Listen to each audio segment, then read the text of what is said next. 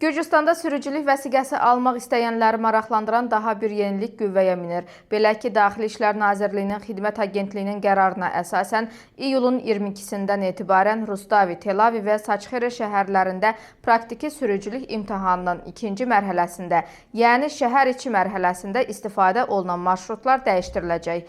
Agentliyin açıqlamasına görə bu dəyişikliklərin əsas məqsədi imtahan prosesini daha da təkmilləşdirmək, qiymətləndirməni müasir yol şəraitinə uyğunlaşdırmaq və namizədlərin sürücülük bacarıqlarını daha obyektiv qiymətləndirməkdir. Ən böyük dəyişikliklərdən biri Rustavidə həyata keçiriləcək. Belə ki, B və BE kateqoriyalı üzrə praktiki imtahanın ikinci mərhələsində istifadə olunan 5 marşrut tamamilə yeniləri ilə əvəz ediləcək.